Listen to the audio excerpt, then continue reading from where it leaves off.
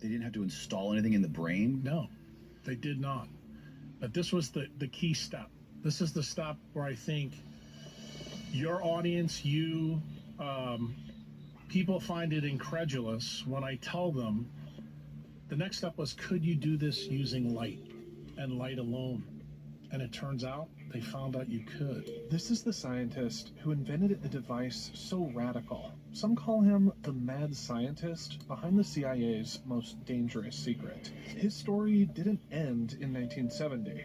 In fact, it still affects you right now, along with almost everyone else on this planet.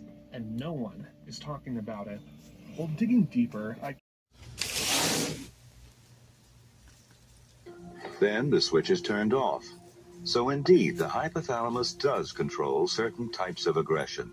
The device was called a stimoceiver. It was a small implant connected directly to the brain, capable of recording activity and delivering targeted electrical stimulation.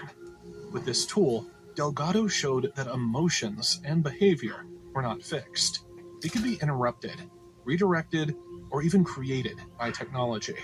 What the newspapers didn't reveal at the time was that Delgado had also tested this on people. In hospitals, patients with epilepsy or psychiatric conditions received electrodes surgically His ability to control individual brain cells taught us about more complex behaviors. We've been progressing in the complexity of the sorts of behaviors we're looking at. We started with very simple things, sleep-wake transitions.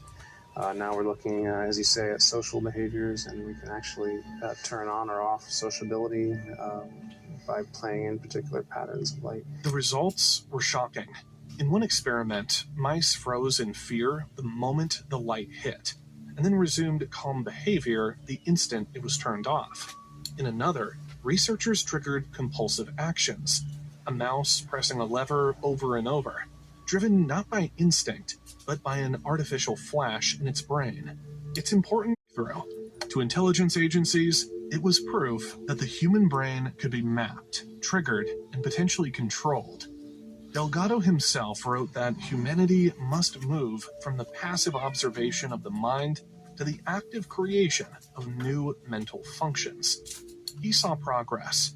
Others saw a dangerous blueprint, not just for curing illness, but for controlling thought itself. While digging deeper, I came across a neurosurgeon who dared to speak about it. Dr. Jack Kruse, the controversial brain surgeon I mentioned at the beginning, has pointed out. So they said, okay, you could do it with wired technology, and they were able to turn the bull off as soon as he was going to spear the matador.